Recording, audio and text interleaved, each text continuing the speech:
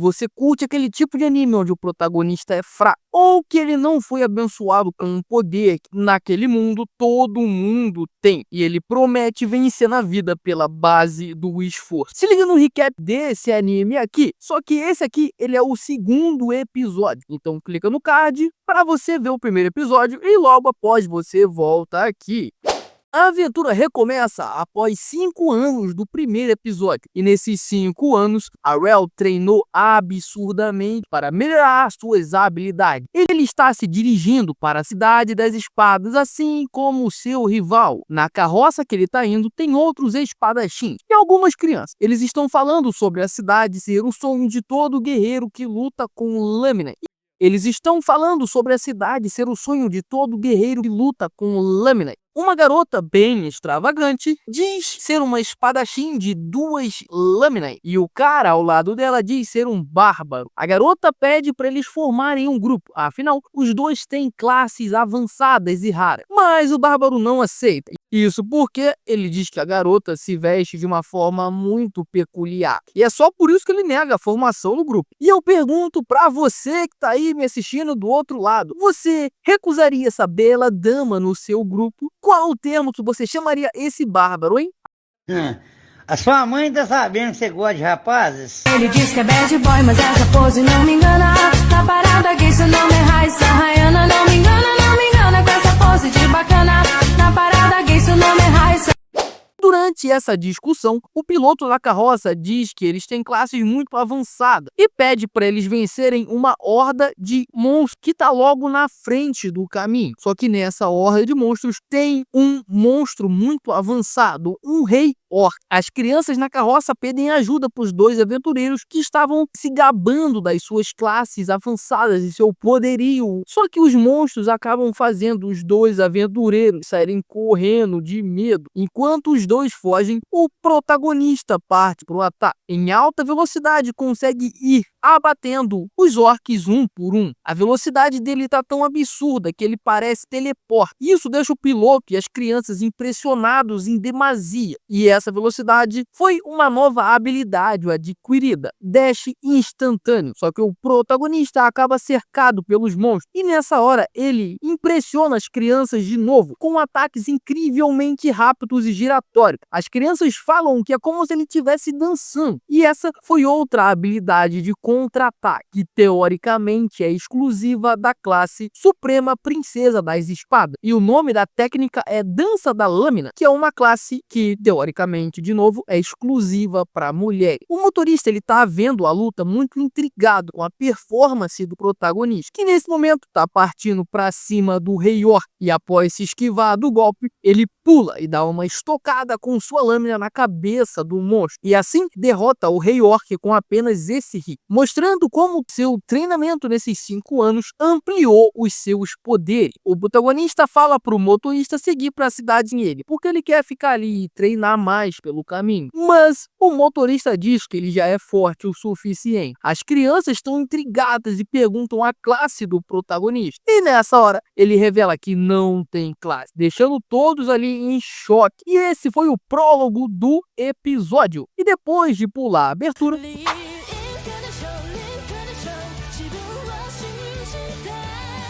voltamos aonde se encerrou o primeiro episódio. 5 anos atrás, o protagonista estava treinando e a sua mãe, ao ver a habilidade de corte duplo do seu filho, acha que ele não ter recebido classe nenhuma foi um sonho e começa a chorar de alegria. Só que, na verdade, ele realmente não tem classe. Foi o próprio esforço e treinamento que fez ele aprender a técnica. E nesse momento, ele pede ajuda da mãe para treinar e conseguir as habilidades da melhor espadachim da cidade. E depois disso, ele iria para a Cidade das Espadas. E claro que a mãe aceita treinar e fica animada pelo seu filho ser um prodígio.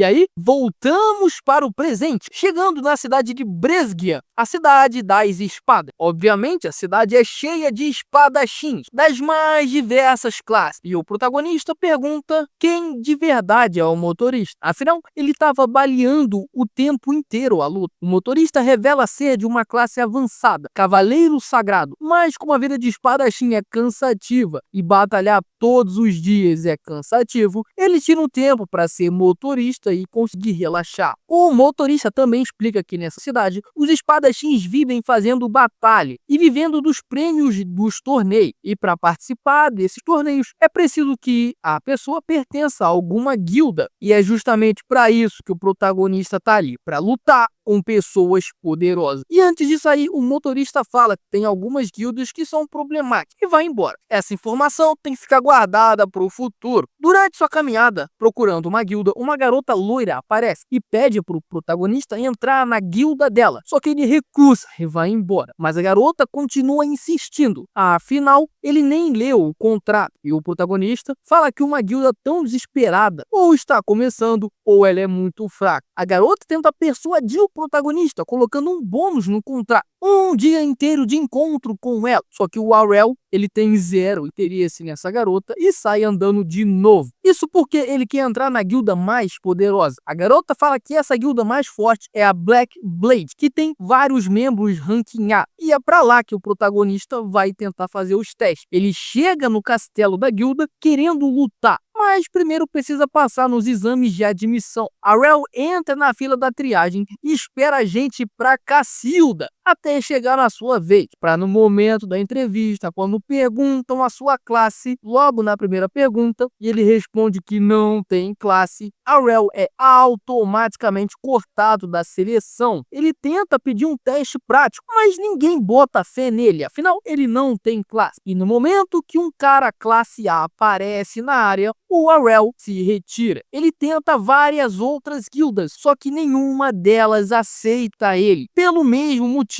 Ninguém bota fé que um cara sem classe vai conseguir lutar. Enquanto ele reflete sobre a sua dificuldade, ele lembra que a mãe dele deixou uma carta de recomendação para uma guilda, já prevendo o que poderia acontecer. Nesse momento, aquela garota loira aparece novamente, pedindo para ele entrar na guilda dela. Afinal, parece que ele não foi aceito em nenhuma outra. Só que o Arel, ele sai andando e deixa ela no vácuo de novo. A garota então começa a abrir o coração, dizendo que a guilda está prestes a ser dissolvida porque não tem membros o suficiente e implora para o protagonista entrar. Mas, de novo, ele caga e some da frente da garota que estava de joelhos implorando. Enquanto isso, ele está procurando a guilda da carta da mãe dele. E nessa hora, de novo, a garota loira aparece e pede para ele visitar a guilda dela, porque está bem próximo do castelo dele. E o local, ele realmente parece um castelo de mesmo, porque realmente eles são uma guilda famosa. Só que o protagonista, ele indaga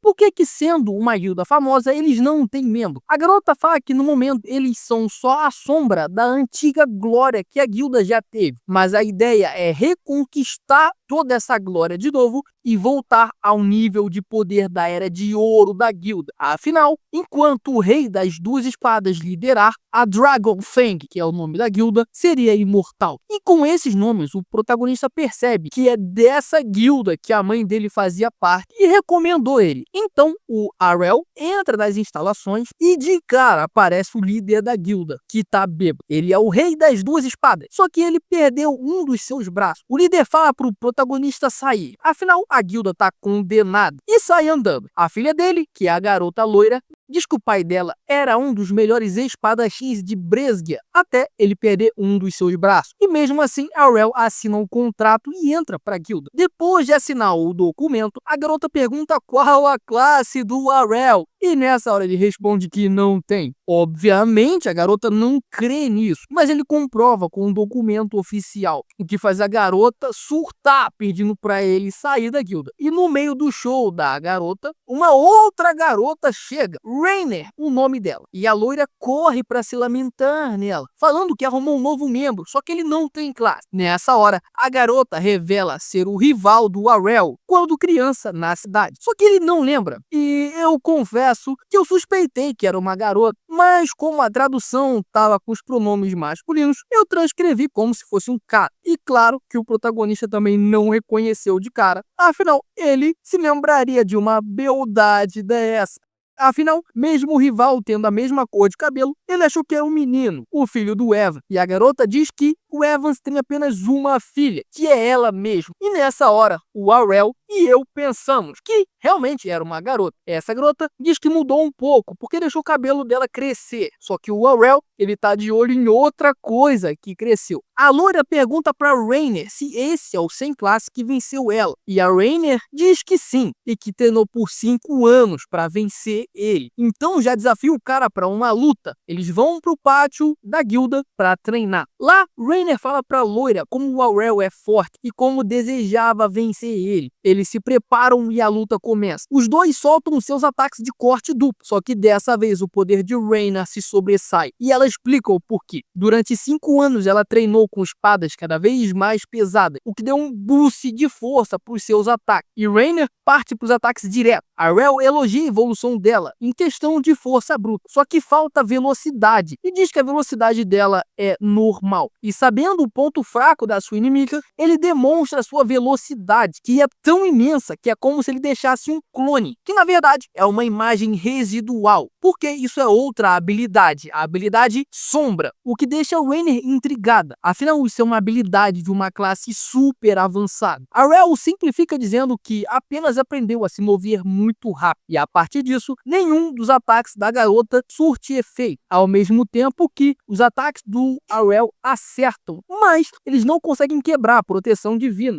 Rainer fala que os ataques do Arrell não foram capazes de causar dano significativo nela. Enquanto se gabava e soltava outro ataque, Arrell usa o seu contra-ataque supremo da princesa das espadas da sua mãe. E esse golpe derruba Rainer, que cai indignado. Arrell diz que também treinou e ficou mais forte. Só que frustrada, Rainer sai da arena chorando, irritada porque perdeu mais uma vez. Indignada também porque o seu treino não superou o do seu rival. Depois de vencer Rainer e contemplar o poder do seu novo membro, a loira fica super amigável com o Arrell. E o Arrell pergunta por que a guilda estava perdida. A garota fala que a guilda está endividada, mas não fala valor numérico explicitamente pra gente. A loira continua dizendo que a ideia é vencer os torneios para arrecadar fundos e pagar essas dívidas. E por isso precisavam de no mínimo 3 membros para lutar. Nessa hora também é contado como a Rainer entrou na guilda. Depois de não ser aceita em diversas guildas por ser uma criança, o líder viu o espírito dela e a acolheu. E nessa época ele ainda tinha os 2 braços. E ouvindo essa história, o Arrell percebe que a Rainer tá nessa guilda porque